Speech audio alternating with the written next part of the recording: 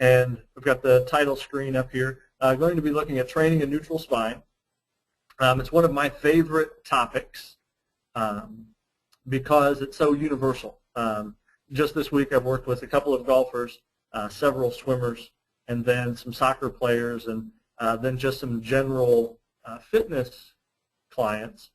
And I've worked on training neutral spine with everyone. And so as I really thought about what would be a meaningful topic to talk about, not only for golf, for the golf professionals that are on with us tonight, but then also the fitness professionals, physios, and chiros, I thought that neutral spine was something that was very applicable, and the K-Vest is so wonderfully suited to help with the training.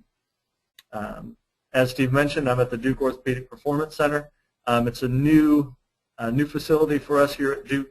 It's almost like a step down from physical therapy. Once folks are either out of physical therapy visits or they're just looking to improve more than you would in a typical physical therapy setting, they come to us. We're a cash-based clinic. And then, again, we'll see people from all ranges of sport to then just general fitness to get better, to join a community-based exercise program. So, there we go. Kind of the agenda for this evening. I just want to present a case study. Somebody that I've worked with now 2 weeks in a row, and take you through the screening that we would do here, both from a movement standpoint to 3D. Then kind of how I prioritized how he moved and what we found in the 3D. Show you some of the correctives that we did, and then show you the follow-up 3D that we collected, and then even a second visit that we just had to look at how he maintained what we had worked on using the corrective exercises, and then kind of how we're progressing and moving him forward. Again, if you have questions, please ask them throughout, and Steve again will be monitoring the chat box, and at appropriate times then he will break in and we'll get those questions answered. I guess real quickly I did forget to mention a little bit about my background. I was a traditional teaching professional. I started in 2005, working a lot with juniors. As that progressed and grew, I started working with more adult players. In the winter, December of 2006, January 2007, I came across the K-Vest and purchased it at that time. Then just a few months later was TPI came to my attention. I attended one of their seminars in June of 2007. At that time I had a very good conversation with Greg Rose, just kind of what I needed to learn as a golf professional, and quite honestly ask him what I needed to learn to understand the body and the way we move the way he does. He just encouraged me to go back to school at that time. So then several months later I went to a TPI level 2, and there I ran into Greg Cook and heard or just listened to him talk about how he was working with some golfers, and decided that I definitely needed to return to school. But it wasn't until several years later I started here at Duke in 2010 to pursue my physical therapy degree, and ended up choosing physical therapy just because I thought it was the best blend for me, as opposed to chiropractic or athletic training. But now I've completed my schooling and have started here, and just in a very good environment. I work with Dr. Robert Butler, who is colleagues with Dr. Greg Rose and Greg Cook, and it's been a very, very enjoyable experience. So that's a little bit about me, and so let's go ahead and look now at our case presentation. We're going to be looking at Ron B. tonight, 67-year-old man. I would call him a semi-avid golfer in that he plays about 10 rounds a year. When I asked him where his home golf course was or where he played his most golf, he gave me a golf course in Atlanta. We're in Durham, North Carolina, and he gave me a golf course in Atlanta. I said, well, how often do you get down there? And he said, well, a few times a year. So golf is definitely not his priority in life. In fact, when I asked him what he really enjoyed and really wanted to get better at, it was trout fishing. He's a very avid outdoorsman, and it's important for him to be able to navigate the creek and the water, maintaining his balance while he's trout fishing. He's a former marathon runner, and if you look down to the next bullet point, now has significant arthritis in his left knee. He's trying to hold off a replacement as best he can. So a year ago, the doctor encouraged him to stop running, and so he's now walking a significant amount to keep up his health, keep up his strength, but the running is just too hard on his knees. So he's got 4 more years, hopefully, to stay in good physical condition and hold off on that knee replacement.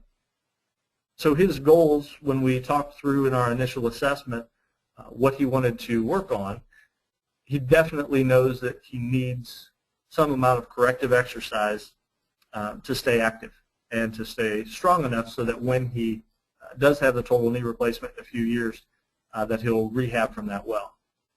He's mentioned specifically that for trout fishing, he needs improved balance, and he also thinks that that will improve his golf swing.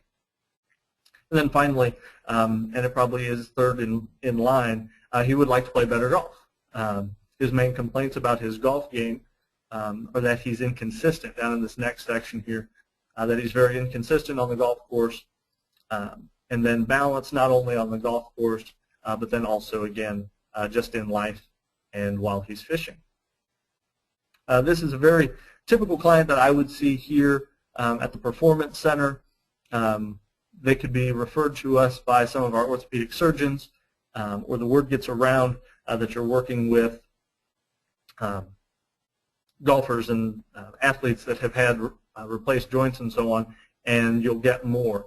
And so another client of mine is a total shoulder and total knee client, and I just want to encourage everybody out there who is working, especially from a golf pro standpoint, these guys definitely still need our help even more after replacement surgery to get back to playing. And sometimes we definitely approach them with a lot of anxiety, like, oh no, I don't want to do the wrong things. But most of all, just kind of looking at the way they move and then applying the same corrective strategies is going to help them in that process. So as part of my initial screen, I do the functional movement screen, which is put together by Gray Cook and Lee Burton. I'll also do the selective functional movement assessment, upper and lower quarter Y balance tests, and then the TPI, elements of the TPI screen. I've put the website information on all of the screens that I used. For anybody who's not familiar with the screens, the presentation tonight is not about going over specifically what these screens are. So if you want to look more in depth into that, please visit the websites. But those of you who are familiar with the functional movement screen, 7 general movements scored from 0 to 3. A 0 indicates pain. 1, 3 is perfect movement. 2 is adequate movement or good movement if you allow them a compensation. And then 1 is they're unable to complete the movement. So going through his screen here, we can see he had several 1s, so he was unable to complete several of the movements. But I've bolded what I thought was most important when I saw this initially. His active straight leg raise, so laying flat on the ground and lifting one leg at a time, was very difficult for him, and it was asymmetrical. And so looking at the hierarchy of working on mobility first, stability second, and then complex movement patterns, he definitely had a mobility problem in his lower extremity.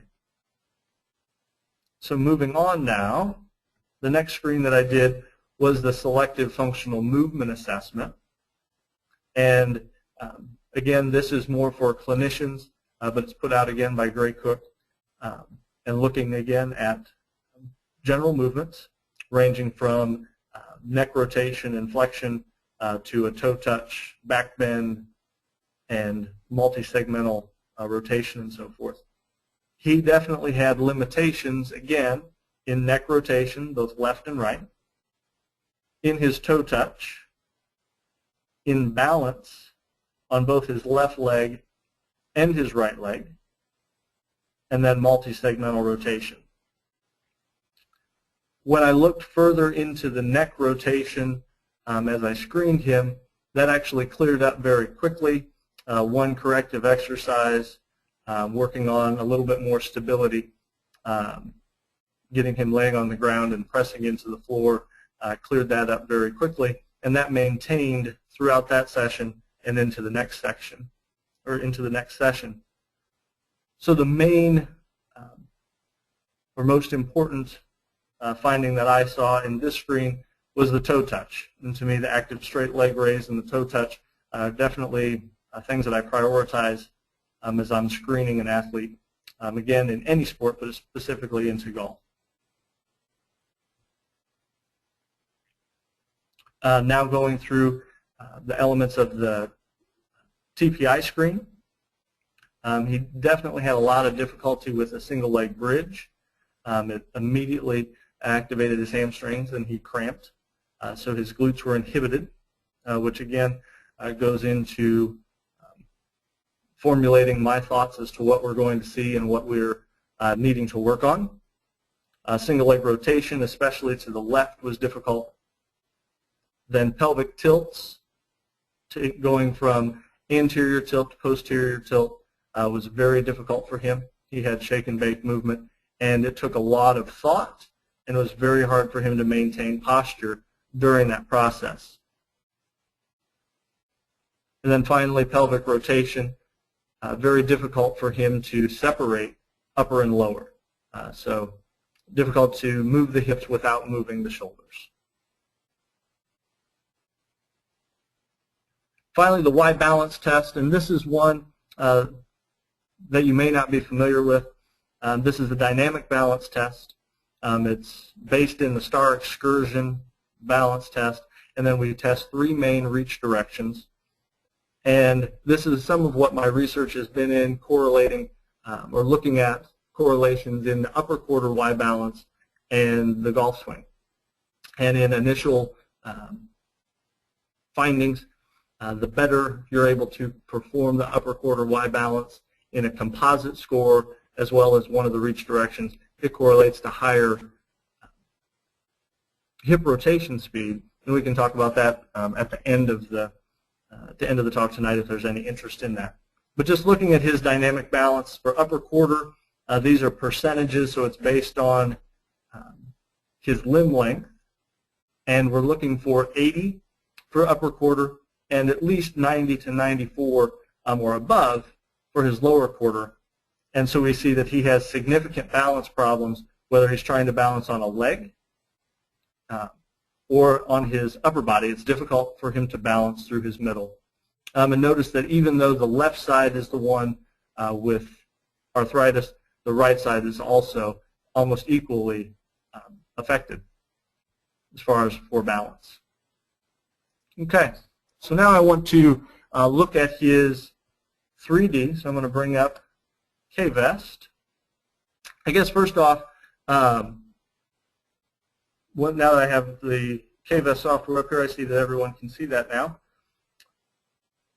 Does anybody have questions, or do we have any questions up until this point regarding the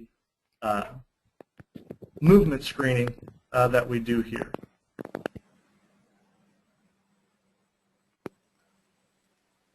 No, Jason, we're actually pretty good with that. As you move in, you may want to just make some correlations for some of the people on here with the Y balance test, how that might affect things you see in 3D. I know you're probably going to get there just to... Yeah, for sure. For sure, and the Y balance test is a newer screen, and something that I'm interested in looking at, but it's still very, very new as it relates to golf. So I'm going to go ahead and look at his first swing here. And there we are. So the first thing that I always have folks look at, kinematic sequence. And for this gentleman, he's a retired Superior Court judge. So looking at charts and graphs are not important to him, but I definitely want him to see where how we're tracking the data and what we're looking for. But then most importantly for him, I want to take him directly to the reports to show him the specific numbers and how we're looking. So just as I would do, I like to initially look at, zoom in on the takeaway sequence. We see that he does an adequate job getting the shoulders to separate from the hips. And then in transition, if we zoom in a little bit more specifically here, again, it's officially, we do have the hips going first. Shoulders are moving about, just ahead of the top of the backswing, but we definitely don't have a very clean transition sequence. And I think that definitely something that we want to improve, although they are in the right order. I'm pleased with that, but it's definitely something that I'm going to target for more improvement. But I'm not surprised to see that based on the physical screen that we had and seeing his difficulty with rotation and separation. Then as we look at acceleration sequence here, we definitely don't see the hips commanding the start of the downswing prior to their peak, or the shoulders next. The club is definitely dominant throughout this initial part of the downswing.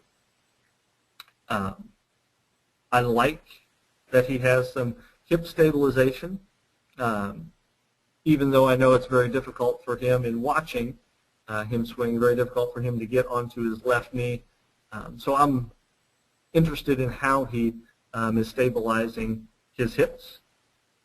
And then we see maybe not the best stabilization through his torso. So now I'm going to move down to the pelvic bend graph. Oh, last point here. Definitely, as I look at these, even though, again, we're peaking in the right order, as we know, we want the hips to peak much earlier in the downswing. So about 50% of the way from top of the backswing to impact, we're looking for those hips to peak in speed. So while we do see the numbering system here on the left-hand side will read that he was able to sequence in the right order, it's really all happening just prior to impact. So now I'll move down to the pelvic bend graph.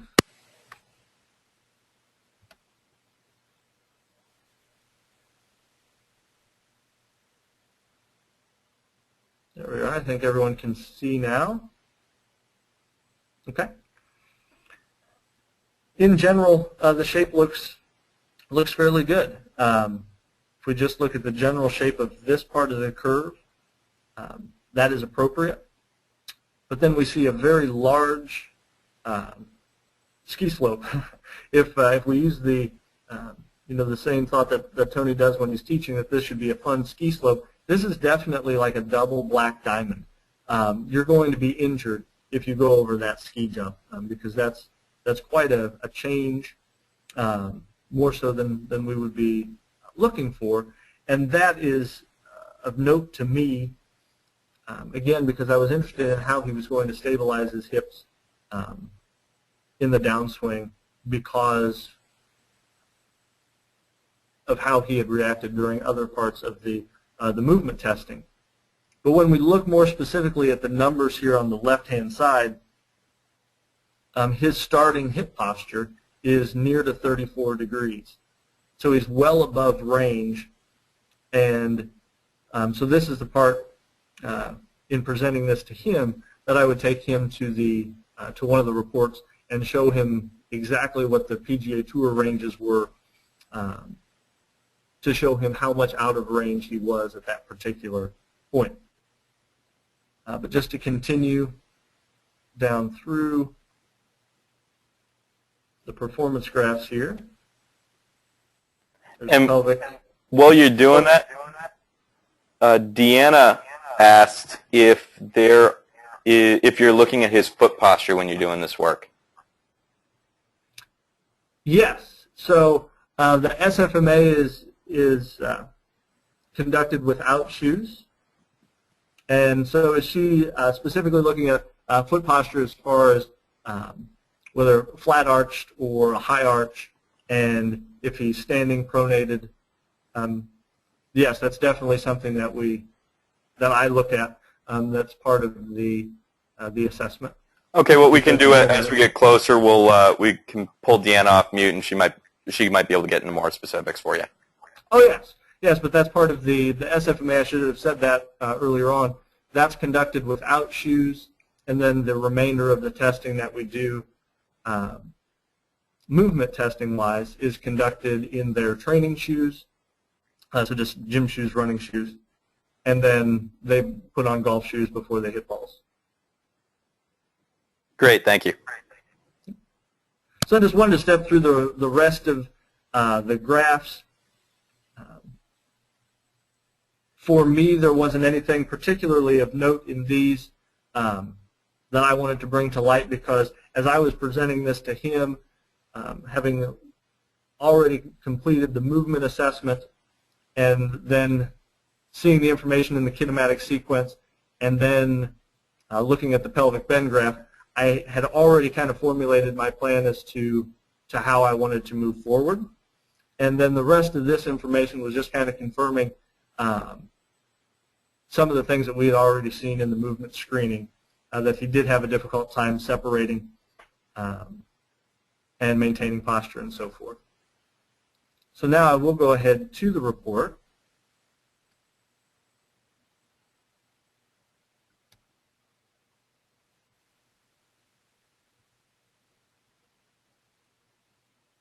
Just back to the top.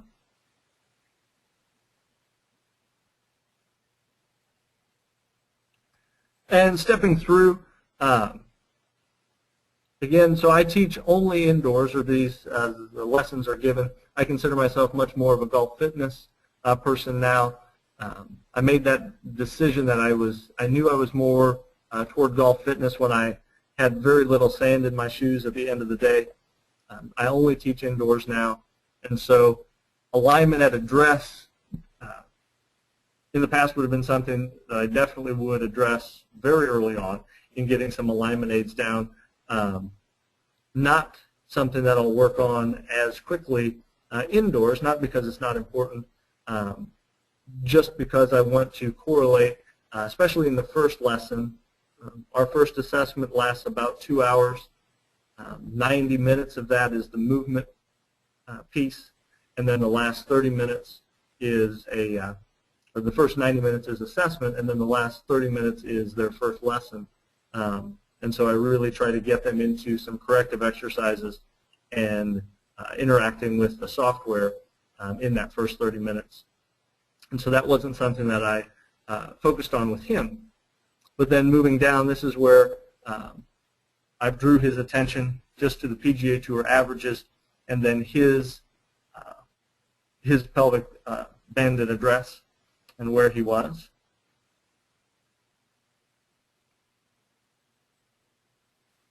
Then scrolling down, again, even though he has a very difficult time with rotation, when we look at not only the TPI screen but also the SFMA, we see that he has a tremendous amount of body turn, both in his lower body with the pelvis at 62 degrees and in his upper body 93 degrees.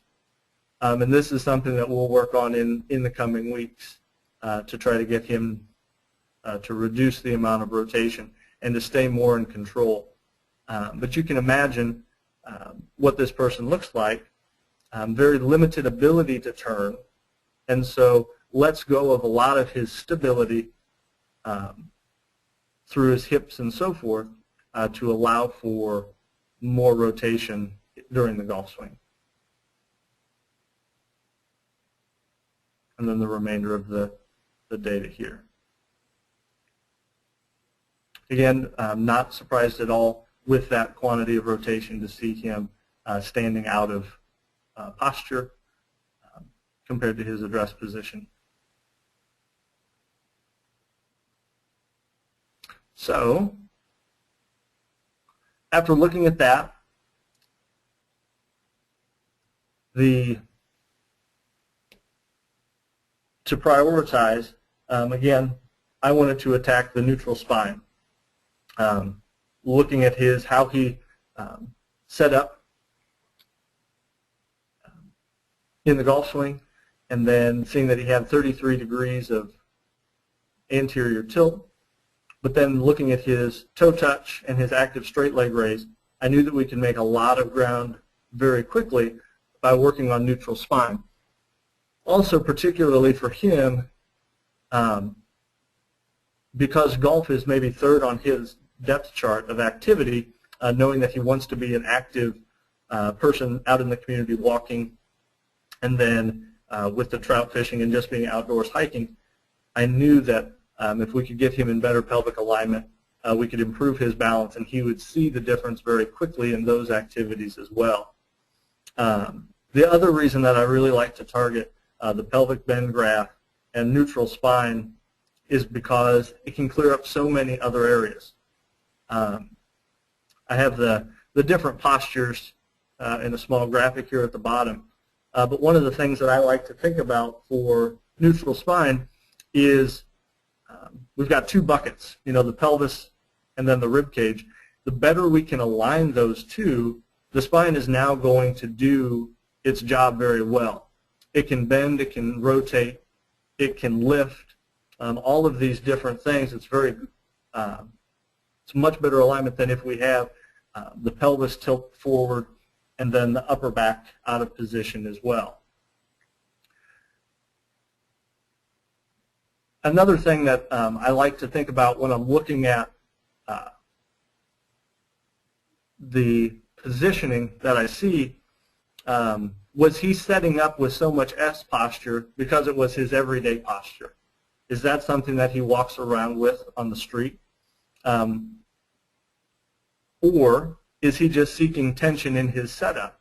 And as I talked with him, it was kind of, I would say, a combination of these two. He did have a little bit of anterior tilt just normally in life, but then looking when he was setting up, he said that he had watched someone play when he was young and noticed how athletic and flat their back looked, so he always looked for tension in his low back to signal that he had a proper setup. And so that was just poor thinking on his part. And then this last piece, or misunderstanding on his part, I sometimes think that a person who has C posture, that this C and S posture can coexist. I know that I would be guilty of it, having had a lot of players that come in very rounded upper shoulders, and then trying to get them more athletic, giving them the cue of sitting back or putting their butt out, instead of actually hip hinging and working on the mechanic of that. By just giving them that verbal cue, what we end up with is a lot of curve in the low back, or setting that S posture, which then locks up the hips and doesn't allow them to function as they should. So I often think that C posture and S posture can coexist with one another. So those were the reasons that I wanted to attack the neutral spine position first.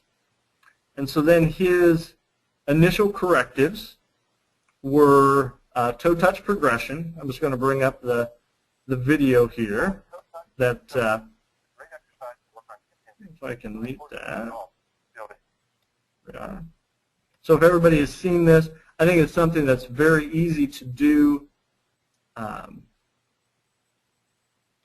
the driving range as well, and you can get results very quickly. Greg Rose is showing the exercise here. Just going to pause it there. Getting your athlete to stand on, whether it be a 2x4, it could be a rolled up towel, anything to elevate their toes, and then give them something to squeeze between their knees that's going to allow them to relax some of the posterior structures. And now we're going to get a much better toe touch. For Ron specifically, I had him go through seven touches with toes up. Then I'm not going to play the next video, but just walking to the other side of this, the 2x4, the RX pad, get the heels up, perform the same thing again with the heels up, and then finally having the person do it flat on the floor. Ron was 6 or 7 inches short of a toe touch, and we got him down to his shoelaces in the first day. Just a very effective way for somebody to work on their toe touch, and an easy exercise for them to do at home, and an easy one to do on the driving range, and only will take about 2 minutes from start to finish.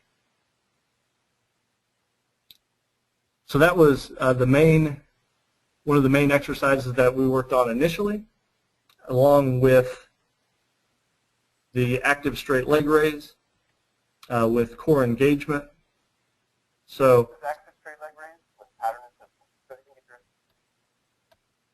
we're just going to, it's just like the straight leg raise test, but now we're going to press down with the bands. And when we do that, it forces the core to stabilize. That's going to grab onto the pelvis rather than allowing them to fall into that S posture. It's going to keep him more neutral and then lift the left and right leg.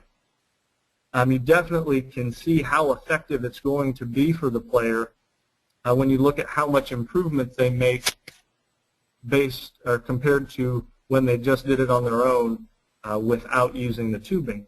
So just lying on the floor, it was very difficult for Ron to even get his leg to his knee, and then just giving them this amount of feedback to engage the core, better alignment of the pelvis, he was able to bring the foot all the way well past the knee. So very effective 2 exercises that we went through. And then I did one more exercise, as I mentioned earlier, for his neck. And then we went right back into biofeedback and wanted to see how he had made improvement. So I'll now bring that up.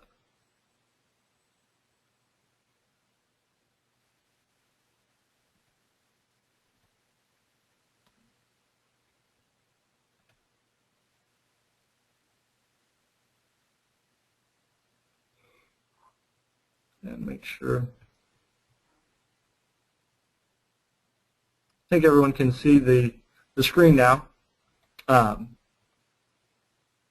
so again, looking back, I didn't expect to see a lot of changes in the kinematic sequence with just the change in pelvic bend. I thought that we may get a little bit better sequencing early on because he would have better ability to rotate from a neutral spine.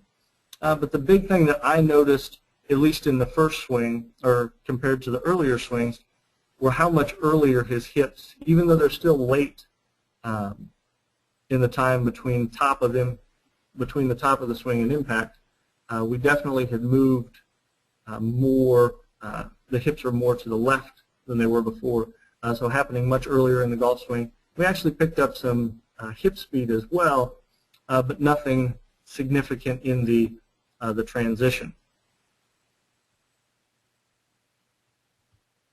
So now moving down to pelvic bend, we started a much better position, so he learned that, but we still see this big spike where he actually is going into more anterior tilt than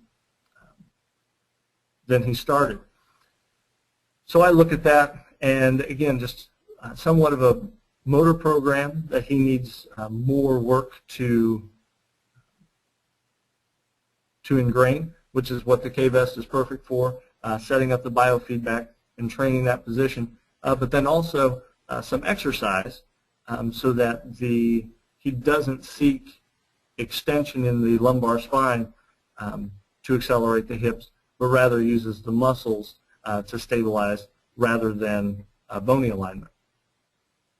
So I'm looking here at my time. I better move a little bit more quickly.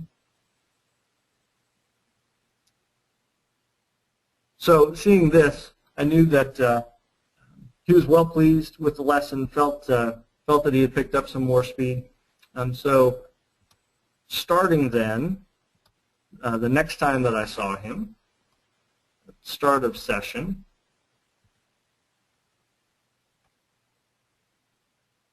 again, we were largely the same kinematic sequence, but we are seeing more rotational velocity from starting in the 360s at his first lesson to now moving up into 390 degrees per second. And he felt that he was moving faster at the start of this second lesson. As we look at the pelvic bend graph, again, we have a very significant increase in that transition phase, moving to impact. So he's able to statically set the position, maintain pelvic alignment, but then as soon as we need to perform or get dynamic in the stability, then we fall back into the older pattern. So looking at this, again, I know that upcoming I'm going to have to increase the exercises into chop patterns, whether they be in half kneeling or split stance. But again, for his lesson, for his second lesson, wanted to make sure that we understood neutral spine, took him back to active straight leg raise, the toe touch progression. But then I did want to begin introducing more dynamic hip stability and pelvis control. And so we moved to active straight leg raise instead of lying on the ground. After we completed that exercise, we then completed it standing at a cable cross machine. Hey, Jason. Yes. Ward just asked if you could pop up the video for Ron. I actually do not have video. I'm sorry. I thought of that after. I don't often take video during the sessions unless it's of the swing, and I don't have swing footage of him because I didn't need that extra data piece.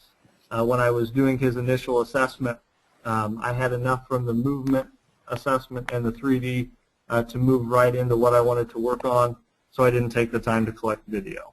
Okay. Could we weren't going to work on specific could you positions. pop up the animation then? Absolutely. Absolutely.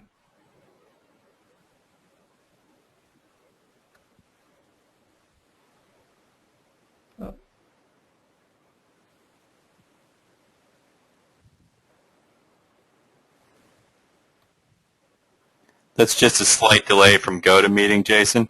Just minimize that window and open it back up. There we go.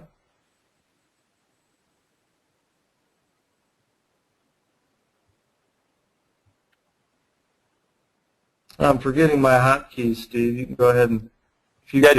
Just hit the S key. F? S.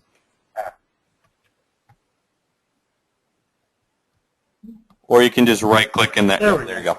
Perfect.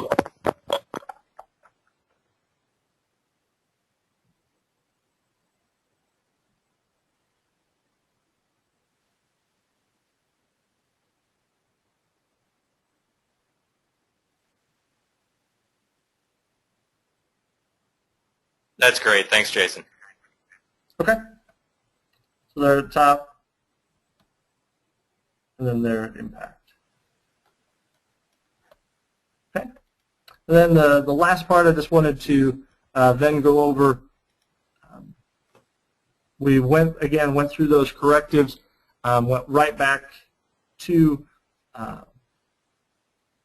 the collecting a swing, working on the more dynamic hip stability standing at the Kaiser, as well as continuing work on the active straight leg raise. What I was pleased with, continually working on core engagement throughout all of the exercises, from the toe touch progression to the straight leg raise, really started to wake up his middle. And now I was very pleased with what we saw in his acceleration sequence, that now at least the hips and shoulders were running together, as opposed to what we saw earlier. So I saw a lot of improvement there. Once again, I think we're moving those hips a little bit further to the left, and starting to get better sequencing there. The other thing that I was very interested in was that the peak was beginning to get lower. So he was going back less each time. So again, just engaging that core from the active straight leg raise, and better able to control the pelvis in the initial phases of the downswing.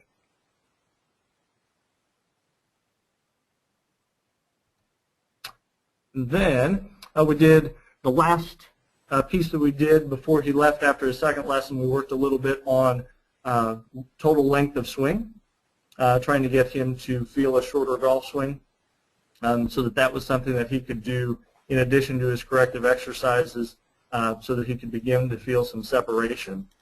And then we captured a few swings with that. But I believe we should probably take time now for questions. That's perfect, and I've got a few coming at you. We did have, just real quick, I know Brett Woodley had asked how long it took you to do all the testing. I think you may have mentioned about 90 minutes earlier. Yes. Yeah, so the movement testing as well as the 3D, by the time I take the player history, take them through the screens, give them a few water breaks, about 90 minutes. Okay, perfect. And I know Deanna's had a couple questions. Let me see if I can pull her off mute. Okay. Deanna, can you hear me? I can. Fantastic. I was wanting to know, like, getting past the footwork, Jason, what type of movements did you do, or did the client do in between the two sessions? Did he actually do the exercises that we saw here today in the webinar, or did he just go from one session to a week later? No, so he's a very motivated individual.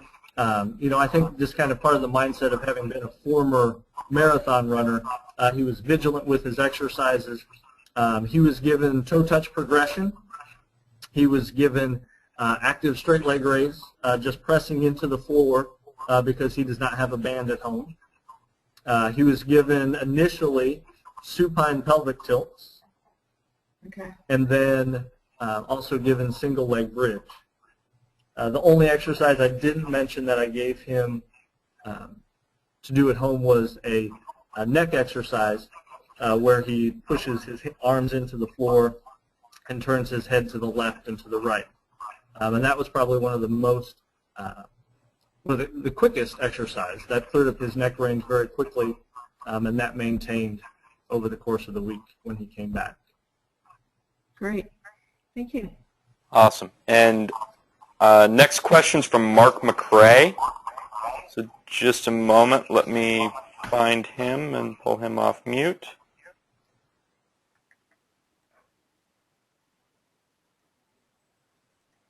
Mark, can you hear us? Oh. Yeah, I can hear you loud and clear. Can you hear me? We can. Yes. Perfect. Jason, I'm particularly interested about what you were talking about when you got the guy to do some chops. I'm guessing you mean diagonal chops to really help level off that pelvis bend in the transition? Correct. That is, I have that on his list of things as we move forward. The way I look at it, initially I want to establish the static position of being able to get him into a neutral spine at setup. And then I know that he's probably going to fall back into that pattern in transition.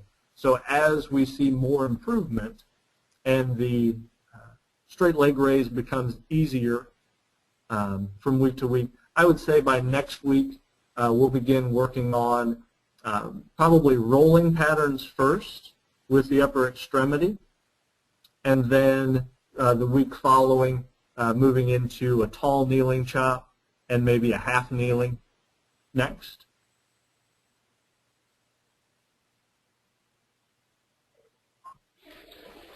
Sounds very good. I missed a bit earlier when you said you tested him. Did you test his slings? Were his slings particularly bad before you started this process? Come again, please?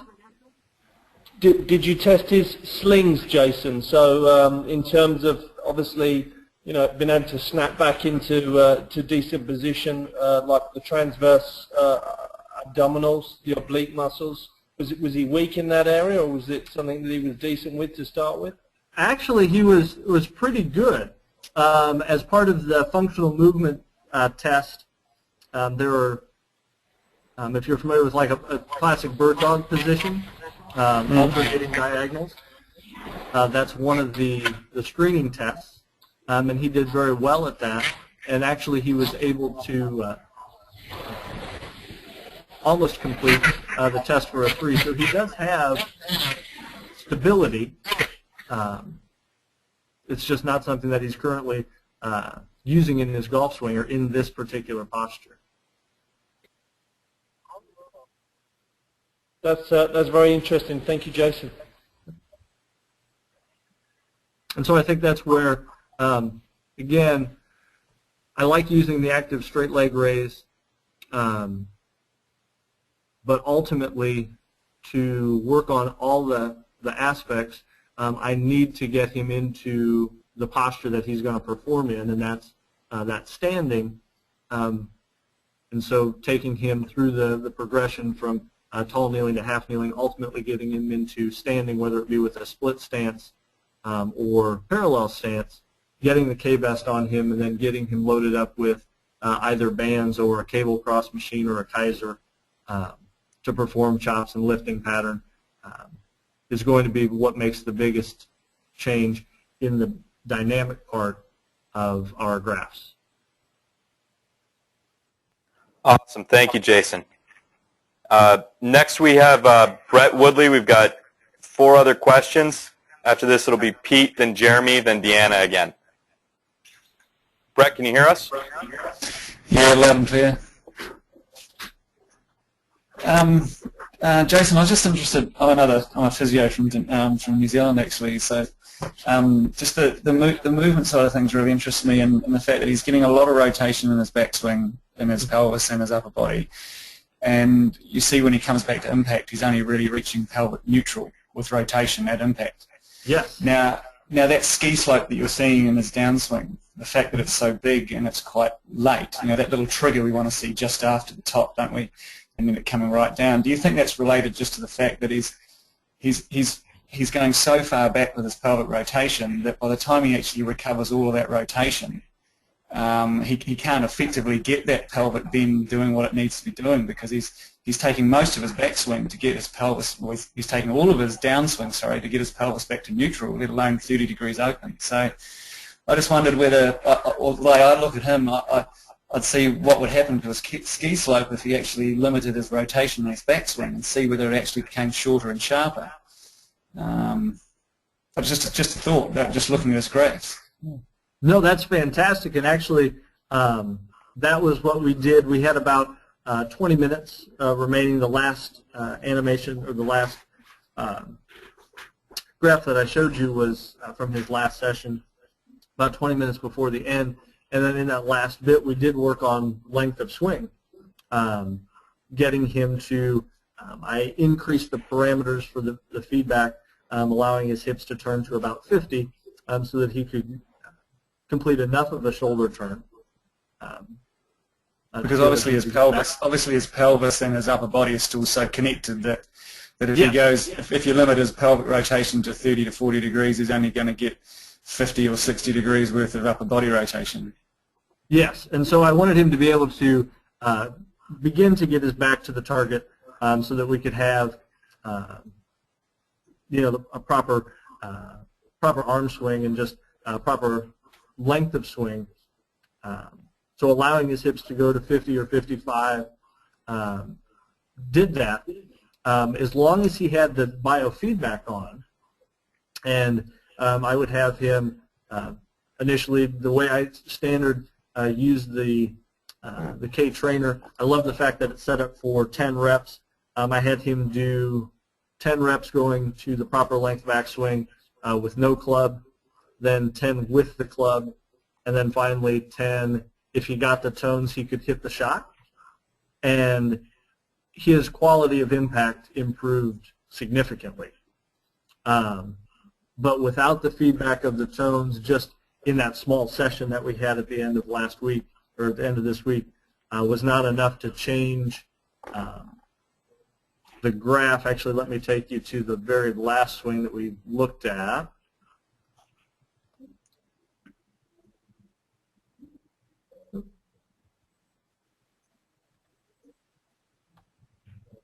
There we are. And so this was the last swing that we collected, and I believe that area of his body is definitely waking up, and we're seeing improvement. He had much more rotational velocity, but it actually didn't. He wasn't able to shorten the length of his backswing by much. What was his, just out of interest, what was his pelvis rotation at impact with that, with shortening his backswing? So, right back to neutral here. Yeah. So impact, yeah, closed 1.7. Yeah. Okay, thanks, Jason. That's yeah, obviously it's still a work in progress. Yeah, yes, for sure. And but no, you definitely bring up a very good point. That being the working on some static positions first, but then the necessity of as he gets more range of motion to separate, limiting that hip rotation so that he can apply the speed. That's a very good point. Great. And next one, Pete Cunningham had his hand raised. Pete, can you hear me? How you doing? Can you hear me? Very good. How are you? Oh, good. I'm glad. Great. I have to apologize. I was late to the party, so I just had one quick question, and that was I missed the part about the screens. What screen? You do SFMA, TPI, and FMS as well? Yes. Yeah. Those three, and then I also do the Y balance test for upper and lower. Or in subsequent sessions, how much of that do you repeat? Do you go back to things that you saw as issues in the first one? Do you do the whole thing in case you missed something earlier, or what the subsequent sessions do after? So I will use the SFMA every session. That becomes almost like our greeting or our handshake. We'll go through the top 7, the main movements, each time we come in just to see where we're at. Then, periodically, we'll then look at maybe one movement of the FMS, but probably the more sensitive of the tests would be the Y balance test. We'll see improvement there before we would see improvement in like an overall FMS score. So I would say that we'll test that 8 weeks. But SFMA definitely every week. So, but it's still, you're not doing the whole shooting match, so that's your subsequent sessions are shorter in duration? Correct. A typical 1-hour session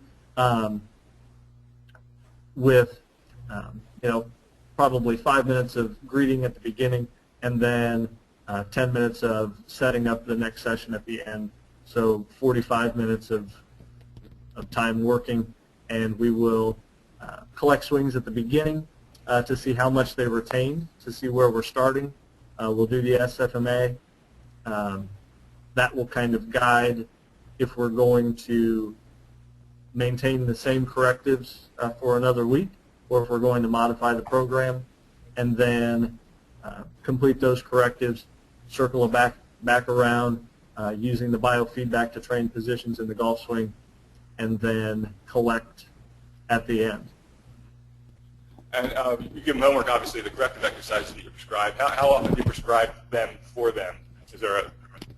Every day. Every day? Every day. They get Sundays off. There you go. That's it.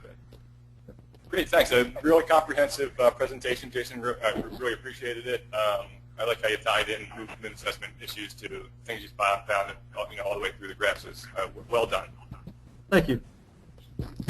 Thanks, Pete. Next, we got three more. We have Jeremy Brazil. Jeremy, can you hear us? Yeah. Awesome. There.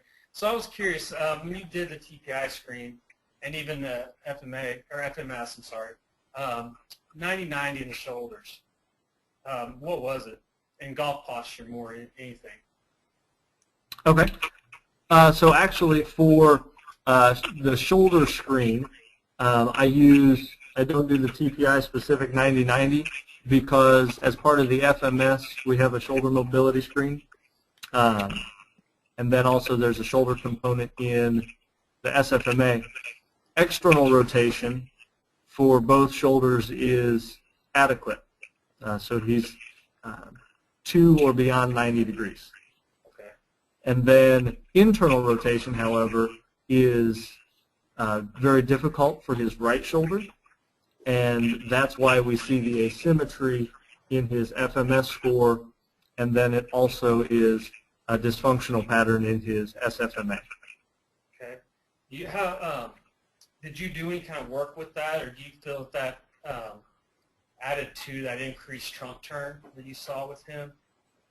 I mean, obviously, ground up approach, you're looking at the hips and legs and all of that, but even adding to that a little bit. No, for sure, because he definitely has he was a judge, again, so a lot of times sitting a rounded shoulders posture. Again, that's why I kind of wanted to, so often I'll see, my eye would maybe initially look at him and say he's a C posture guy, but then when you get the K-vest on, you have him go through the TPI screen where they're doing their pelvic tilt test, and you really find out that they're locked up in anterior tilt at their setup position. And so, but yes, my hope is as we improve his, get him to more neutral in the hip position, and that becomes his normal habit, we'll be able to improve his upper back posture, and then that'll improve his shoulder positioning, yes. Okay. Well, I've seen it a lot in guys that, either have some type of rotator cuff pathology or something, but they overcompensate with that trunk turn, thus leading to the hip turn. But when you screen their hips, they're typically pretty strong into their hip and glute region. It's just that they get so much T-spine rotation to compensate for that external and internal rotation deficit. I've got you.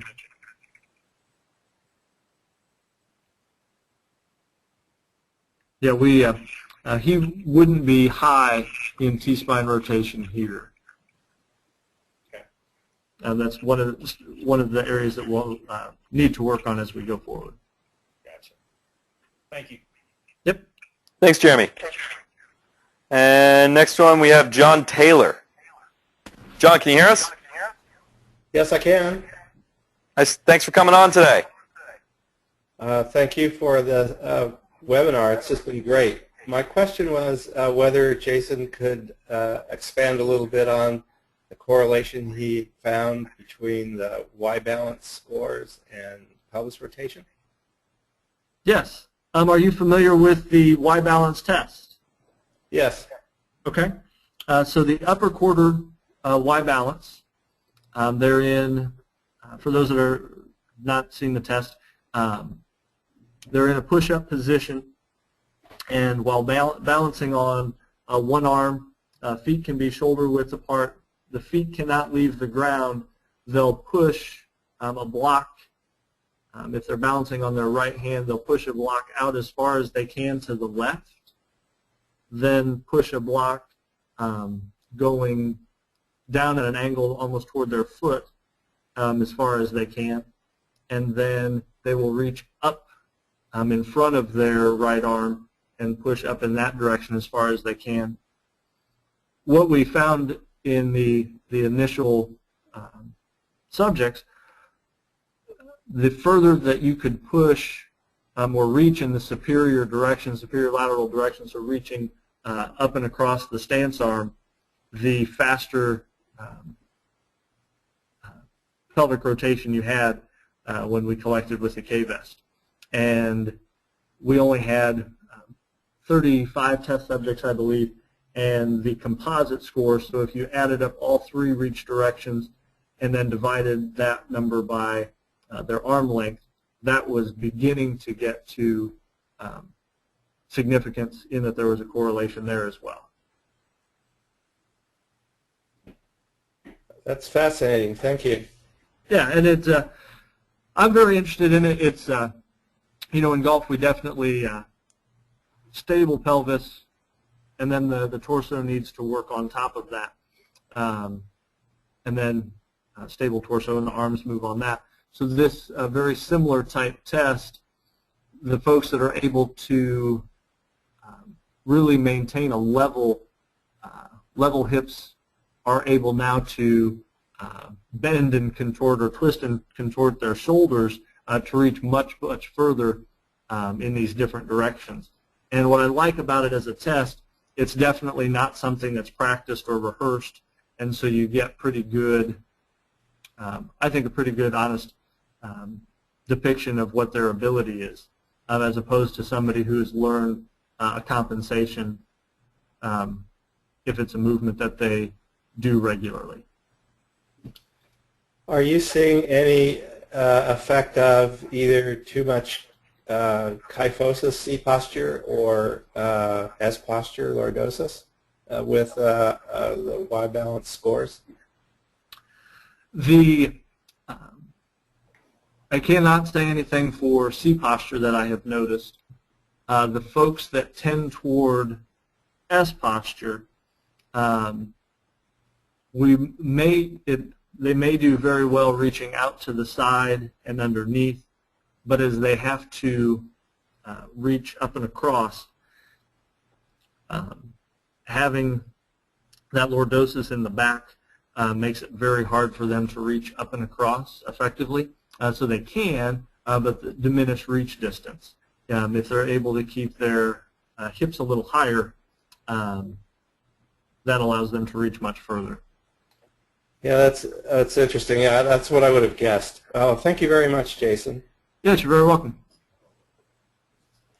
Nope. And one more. Mark McCrae. Just a second. Mark? Hi, Jason. Just a quick one. Obviously, you've talked a lot about the link between the pelvis and the upper body. If you had to choose just one exercise that would really be the best one to get that upper body to stabilize, what would that be for you?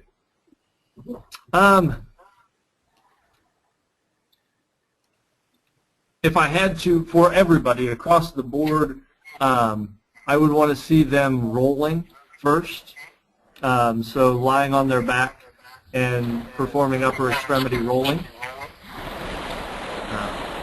I think that allows us to see that segmental rotation, turning the shoulders first and allowing the hips to be quiet. And then, so if I just had to choose one across the board, I really like that. If they progressed through that, as I mentioned before, I really like to get them into their posture, whatever sport they play. So standing, kind of maybe a split stance, split stance chop on the Kaiser, or even a ball slam with a med ball, same pattern. But across the board, upper extremity rolling patterns would be my first choice.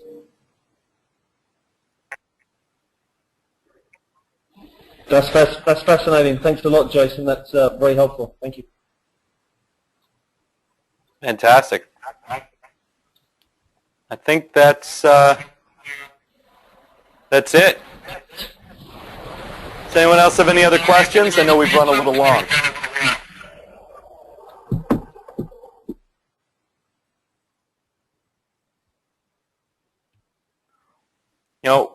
Well, we really appreciate everyone taking the time to jump on today. Hopefully it's been beneficial, and we're thankful to have Jason come on and take his time to walk through some of his insights.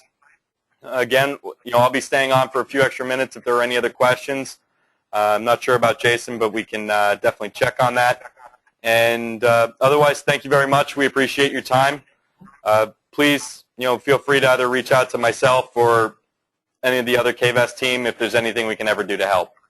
Oh, one just popped in. Yes, Thanks, and Mark. I'll just take a moment. I thank Steve for the opportunity to do this. I thank everybody for attending, and I think it's very great for KVEST to put these sorts of presentations out by those who are much smarter than me each week. Tony speaking last week, and the list of presenters has been very good. So it's much appreciated. Fun to watch. Again, thank you. We really